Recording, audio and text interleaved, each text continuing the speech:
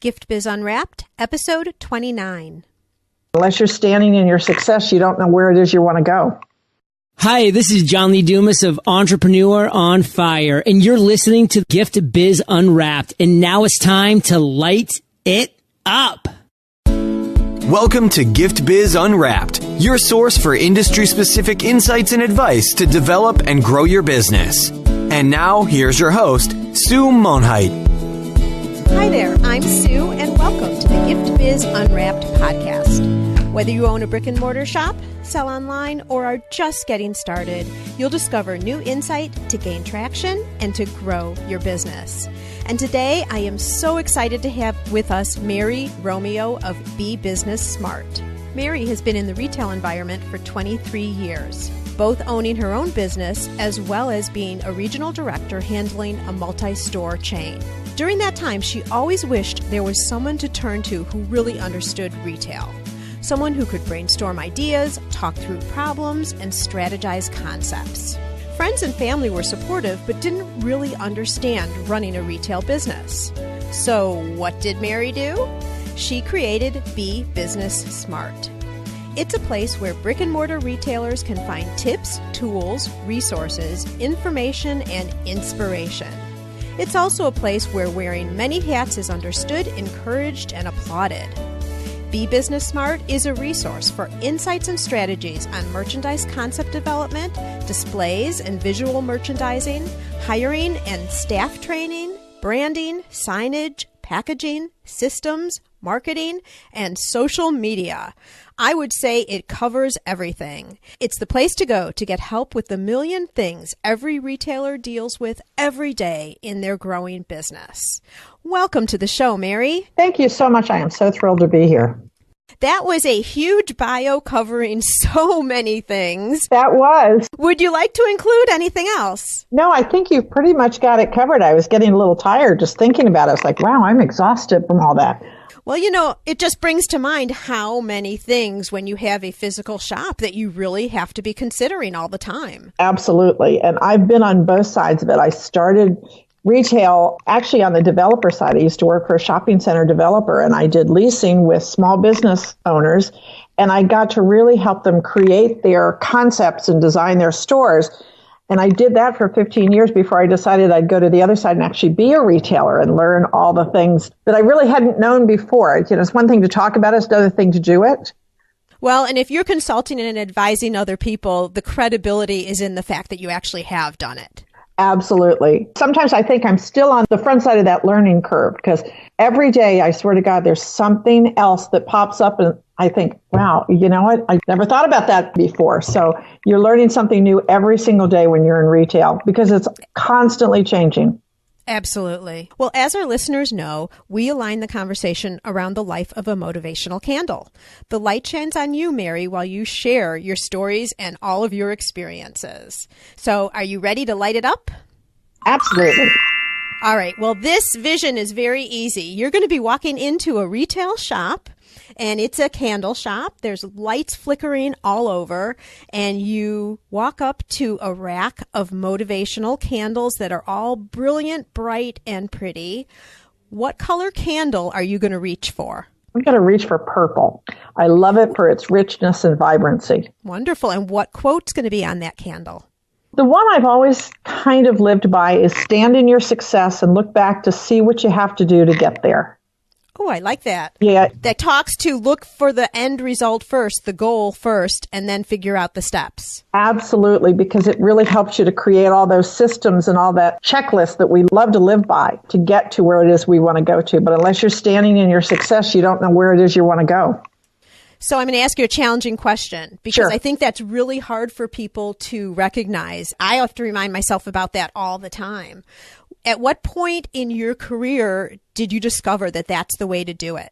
To look at the end goal first and then back it up from there? You know what? I was very lucky when I worked in the shopping center industry. I worked for an incredible company that built shopping centers that were, you know, like the Faneuil Hall marketplaces and the harbor places of the world that were just unbelievable. And they really taught us to be able to stand in our success and look back. So I was lucky to kind of have that in that corporate mindset that I left with. when I left them to open my own store. So I really had been trained to do that. That really helped me to be able to do the many things that I had to do when I was creating my own store. So would you say that brought you to success faster? Not necessarily success. There were a lot of road bumps when you're a retailer, as your listeners know. There's lots and lots of road bumps. So it brought me to an understanding of what I needed to do to get to success. How about that? I try to use that quote not only for the big picture of what I wanted that store to be, but for every project that I started on. Okay, so if what I want to do is create this merchandise story, let me think about what I want that to look like in the end, and let me see what I have to do to get to it. So I guess in a way it did contribute to success early on. Yeah, success of specific projects, perhaps you'd say. Exactly. Got it. Because you're more now of a service provider with Be Smart Business, I'm not taking you through the questions that I would normally ask someone who runs a shop. Okay. But since you talked about road bumps, I'm dying to hear a story from you about one of those struggles. Can you pull one up, like a really crazy one that you think would be valuable to everybody to hear? One of those road bumps and then how you overcame it? Absolutely. Because there were so many. The store that I opened was actually a specialty coffee store, and this was back in the early 90s, before there was a Starbucks on every corner. But I really wanted to have a gift component to it because I just loved the gift business. And I'd gone to market every single year in my corporate job, and I loved going out there and finding great merchandise. So I had a specialty coffee store that was also a gift store, which I will tell you, for anybody that's in the gift business, makes it a little easier because there's always somebody walking in the door to get just a cup of coffee. So I really loved that piece of it. And things were going great in the first 3 years. I was in a small room community of a bigger city. So there was a lot of affluent people there. And business was growing. I mean, every month it was just unbelievable sales growth. And then all of a sudden, Starbucks came to town. It was such a shock. And so I kind of had to really reinvent myself all over again. And even though I knew that what I had was better, we had the personal touch and we had the ownership and we had the gift business part of it that really helped. And we did build the business back up, but it was quite a shock to lose that much business in 1 year from a competitor. What types of things did you do in store to try and attract people back in? We really took customer service to the nth degree. I mean, we sent birthday cards to our customers.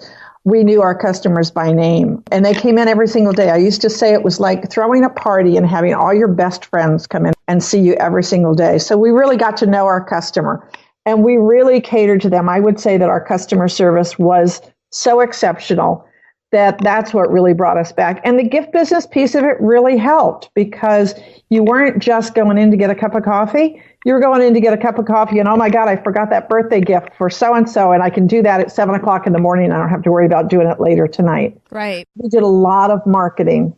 When we would give things away, we wouldn't just do contests to give away a free cup of coffee. We would give away a half a pound of coffee. I liked to do things in a really outrageous kind of way because I just thought you had to really be outrageous in your marketing sometimes to really get their attention. So that really helped us tremendously, and we were able to build it back up. We changed our offerings and really hit on specialty stuff. So, Mary, you bring up a couple of really important points. I've also been in the retail environment, and I've had the influence of a Walmart coming into town or a Starbucks coming into town and having to deal with my businesses, people that I was consulting, and how do you handle that when a big name comes to town? And one thing that I think Gift Biz listeners, we all need to recognize is people are initially going to go and try out the competition.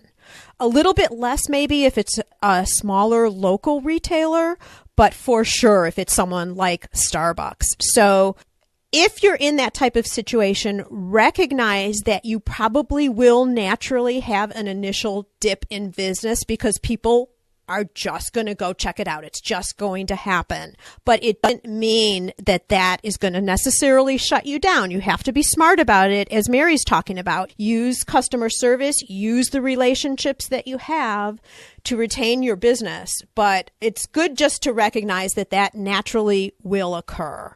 The other thing, Mary, that we kind of glossed over, and I really want to underline because it's really a great point, is the insight that you shared about being able to naturally attract traffic into your store. If you have a consumable, such in Mary's case, coffee, where people are coming in and coming by the gifts, that's just a natural flow of traffic that you can have. So think within your business. What types of things can you do that could bring in natural traffic? Maybe if you're a popcorn shop, you have little cups of daily samples that people can try. And if people are just walking by, they can see, oh, let's pop in and get a sample, something like that. So I'm sure there are many creative ways you can think of for your unique businesses, but that's a really good tip. So thank you for sharing that.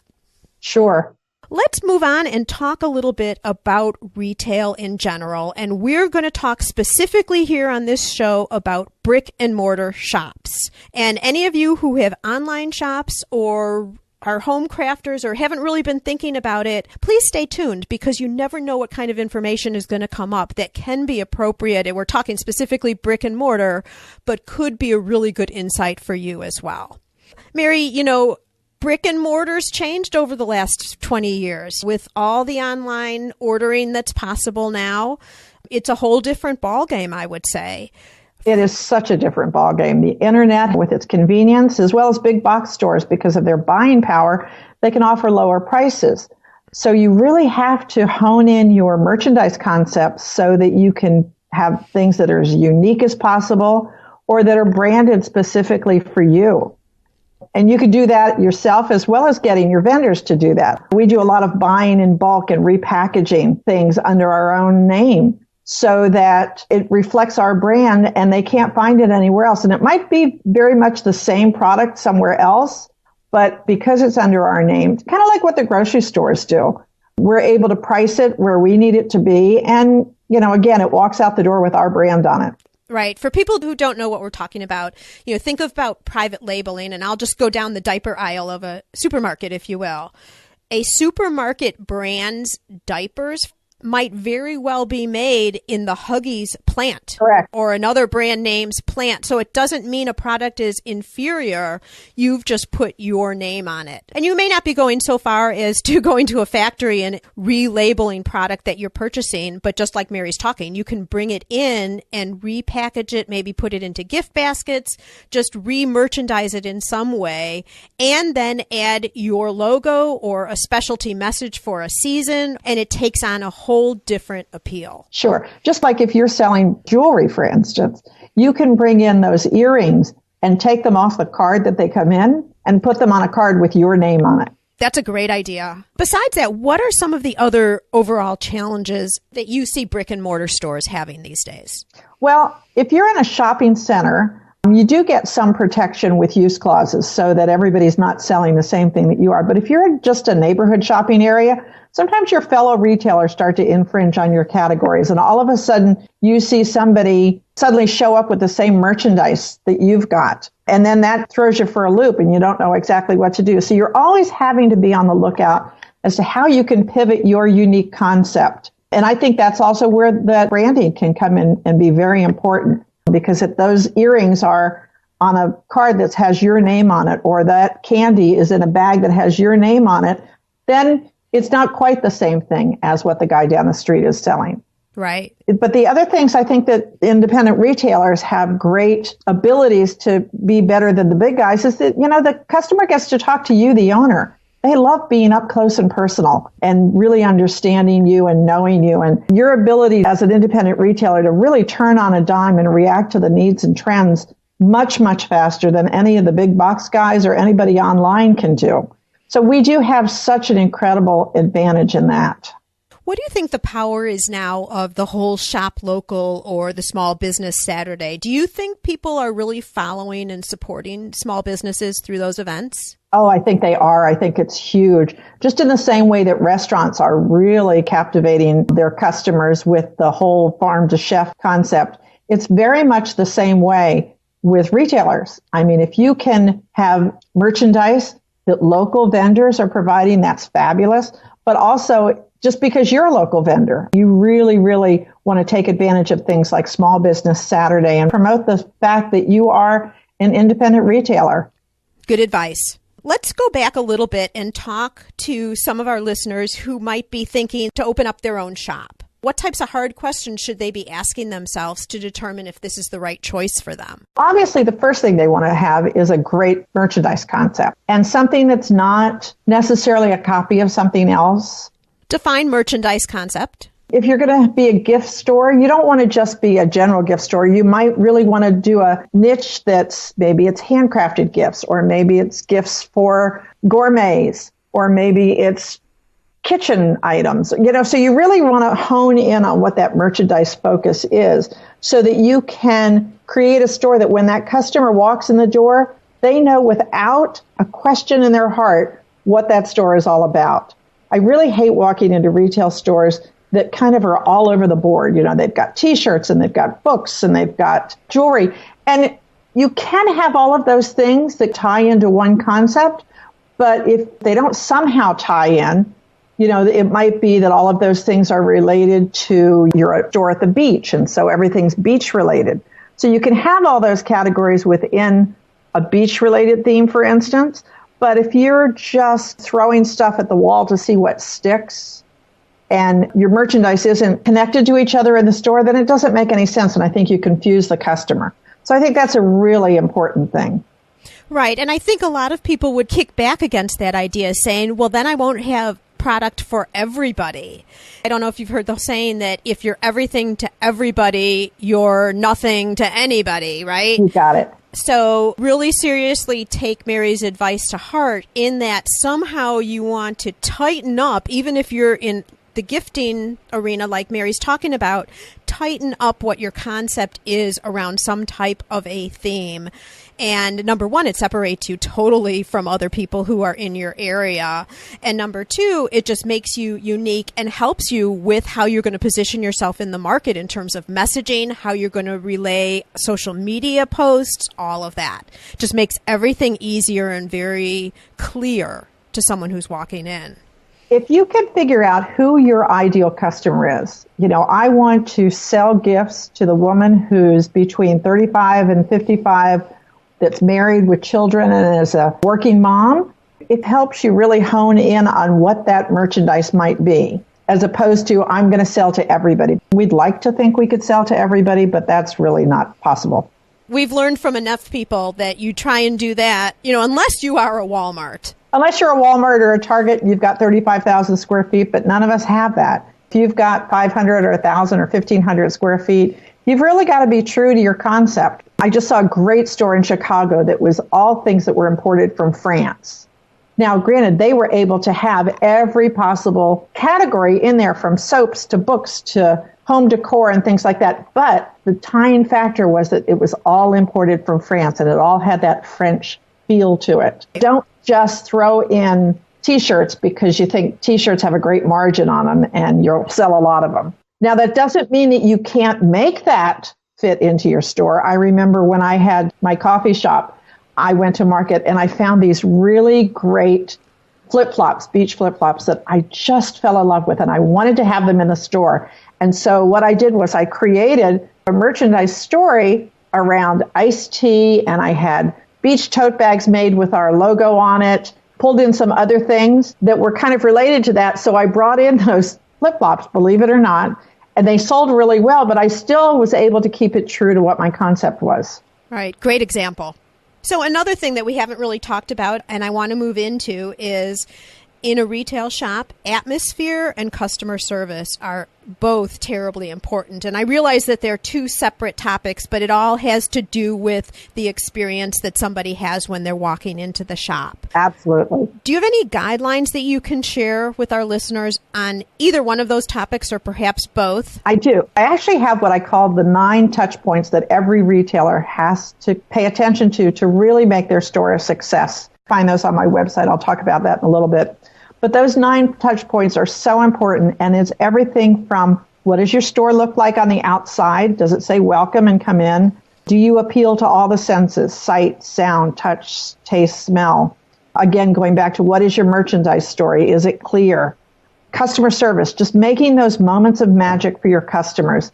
How easy is it for them to buy from you? Your displays, really massing it out, keeping them full, keeping them clean, and making sure that they're attractive. And if you don't know how to do displays, because that's one of those things that can be difficult, either go find someone to hire freelance. You can go to one of the big department stores. The first person I ever hired to do my displays was somebody who worked for Crate and Barrel, because I used to love Crate and Barrel's displays. And I hired that person to come in part-time and teach me as well as do the displays for me so that I could really kind of learn. Your signage and branding is very important. Is it consistent? Is it clean? Is it clear? And is there a call to action? Do you really get a sense from your signage what you want that customer to do? And is it placed in the right place? Your branding is important. Your packaging, is it unique and distinctive? And it doesn't have to be expensive. It could be a handled bag with your logo on it and some colored tissue in your store's colors. But it really makes a difference when the customer walks out of that store with their purchase. Do they have something that they're, number one, proud to be carrying around, or that they can then just actually give as a gift right then and there? Really makes you a unique place to go buy things. And then, of course, your social media and your marketing. You can't escape social media today, but it can be really overwhelming. You have to figure out where your customers are hanging out on social media and just use that platform. I certainly wouldn't use any more than 2. But most importantly, you have to get emails every possible place you turn. Because once you have customers' email, you can really connect with them on a much better level than you can on social media. Social media helps you find them, but your email list helps you sell to them.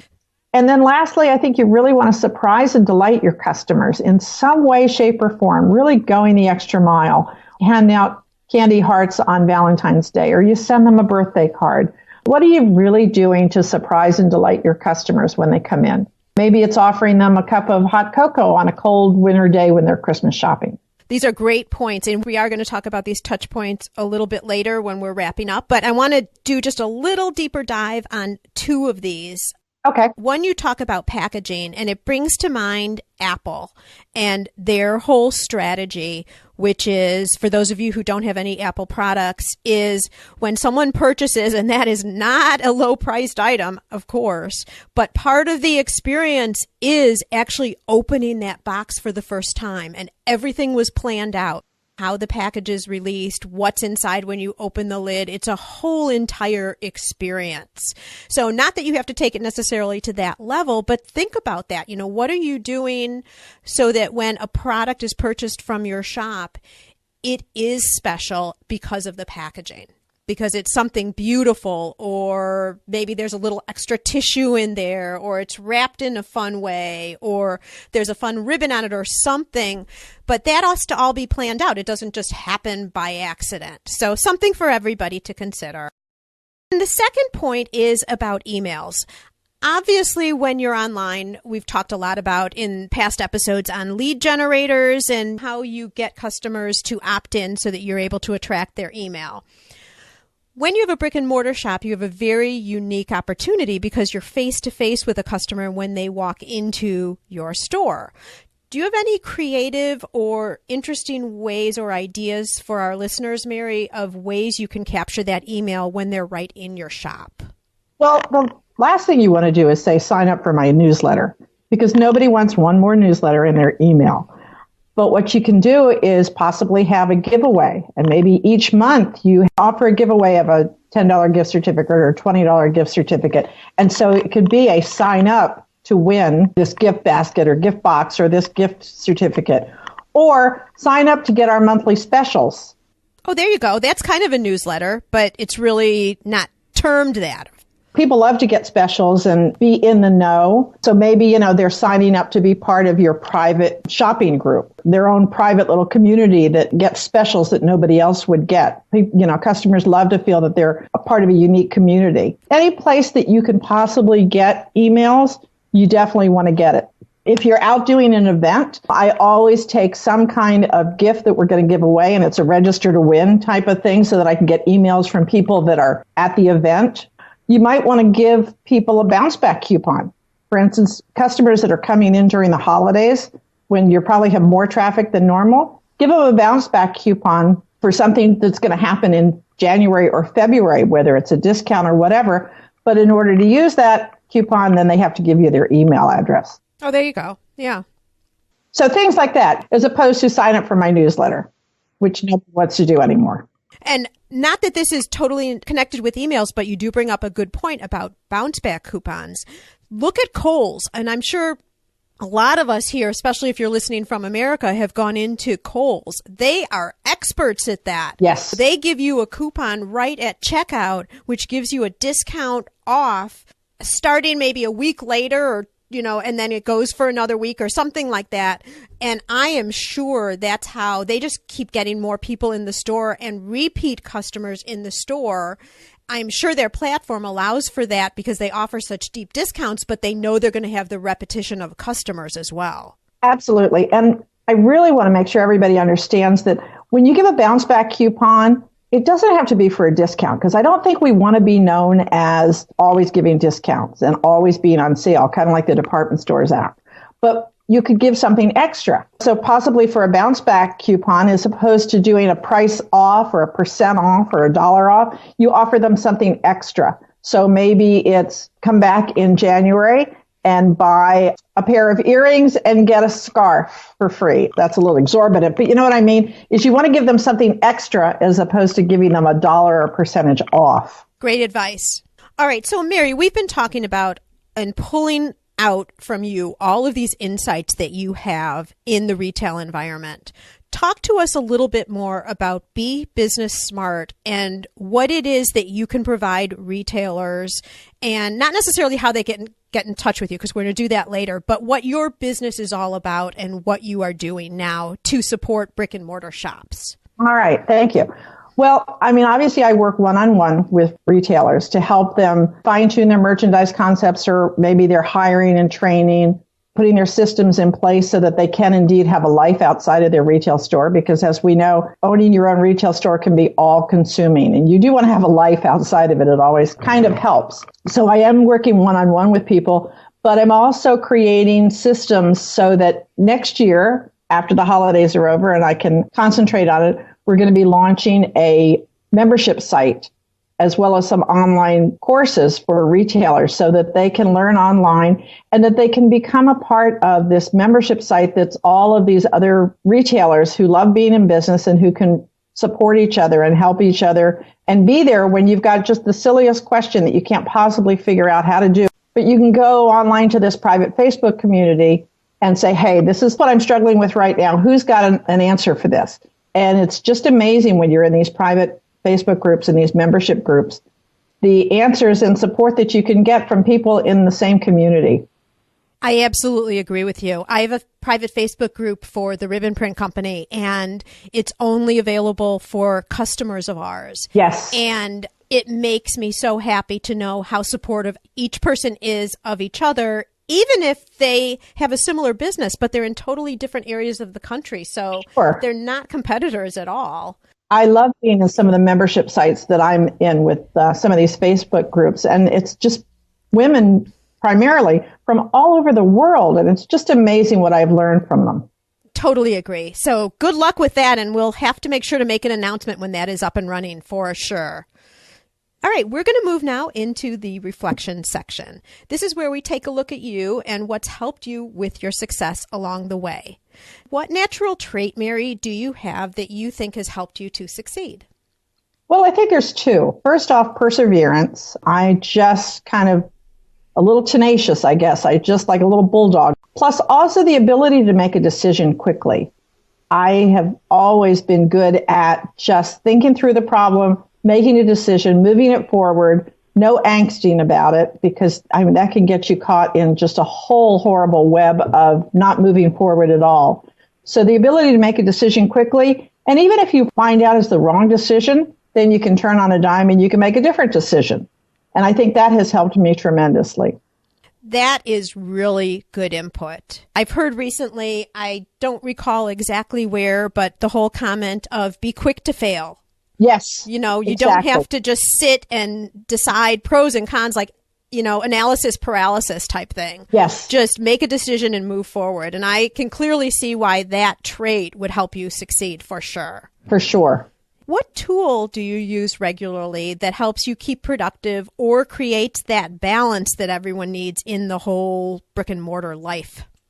The ability to create the systems that let me run the stores and let my staff run the stores, so that when I say to a staff member, I need you to check in this merchandise, that there's a system in place that they'll do it exactly the way I want it to be done. Because we all know, we ask a staff member to do something and we think in our brains that they know how to do it because they've seen us do it so many times, and it never gets done the way we want it to be. So it's all of those systems that have really helped me be a success.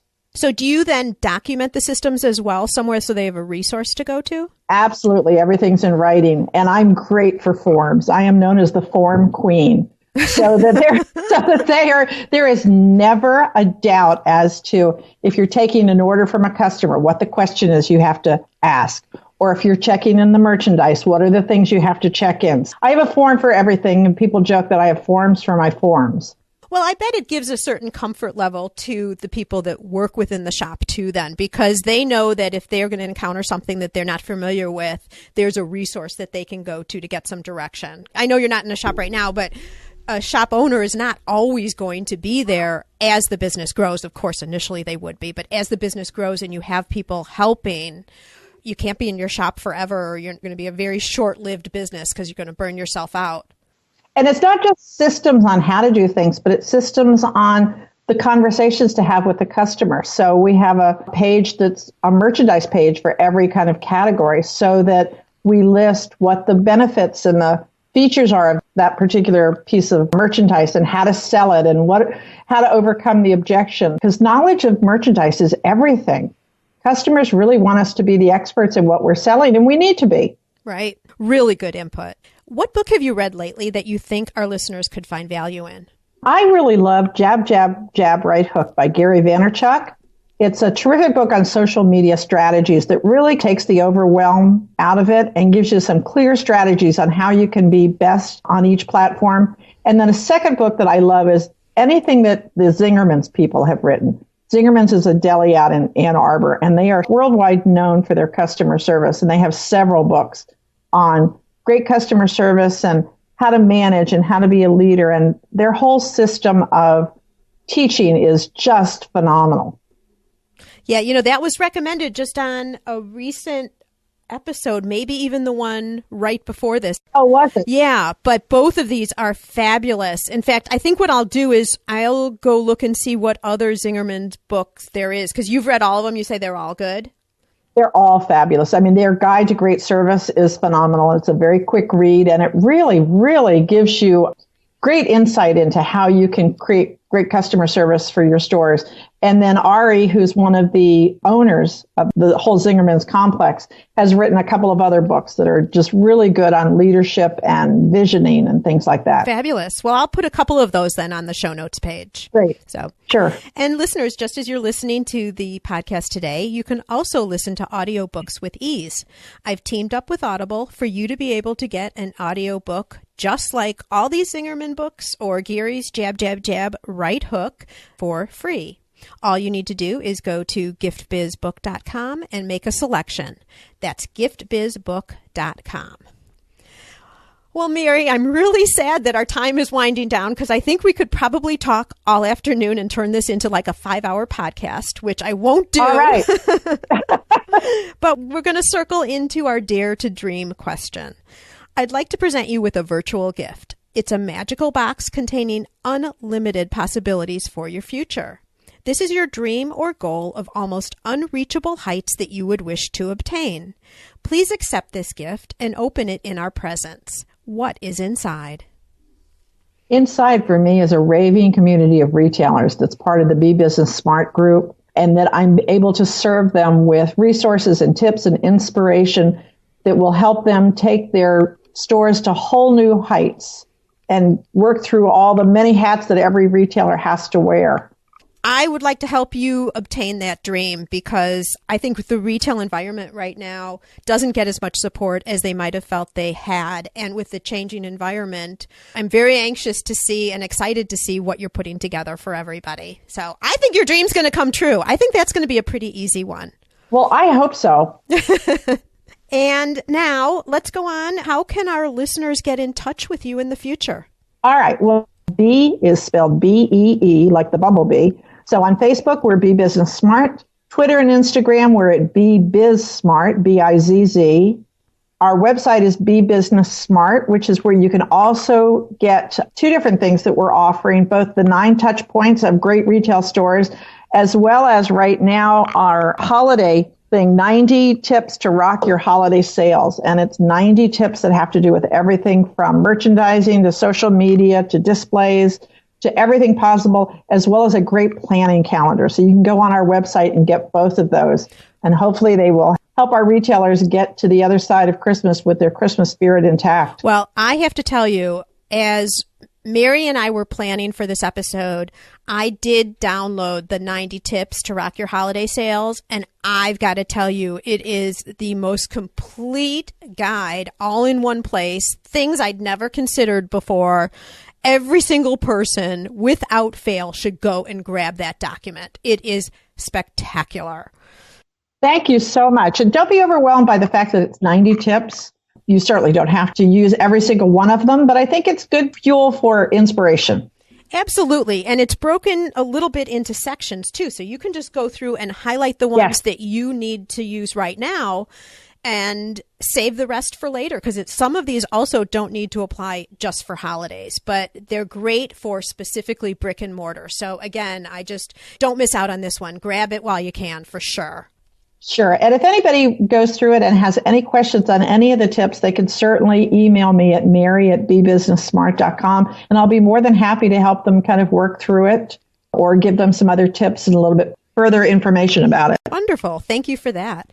And remember, too, that you can always go over to our show notes page. I'll have all of Mary's contact information, including links to where you can go and get both of these freebies that Mary is offering us today. So no excuses. You guys need to do this for your business. Mary, thank you so much for all of the really valuable guidance and information that you've shared with us today.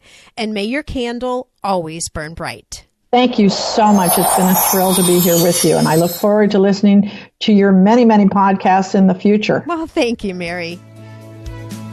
Learn how to work smarter while developing and growing your business. Download our guide called 25 Free Tools to Enhance Your Business and Life. It's our gift to you and available at giftbizunwrapped.com/tools. Thanks for listening, and be sure to join us for the next episode. Today's show is sponsored by the Ribbon Print Company. Looking for a new income source for your gift business? Customization is more popular now than ever. Brand your products with your logo, or print a Happy Birthday Jessica ribbon to add to a gift right at checkout. It's all done right in your shop or craft studio in seconds. Check out theribbonprintcompany.com for more information. Would you like to be on the show? Or do you know someone who can provide valuable insight from their experiences? If so, we'd love to hear from you. All you need to do is submit a form for consideration. You can access the form at giftbizunwrapped.com/guest. That's giftbizunwrapped.com/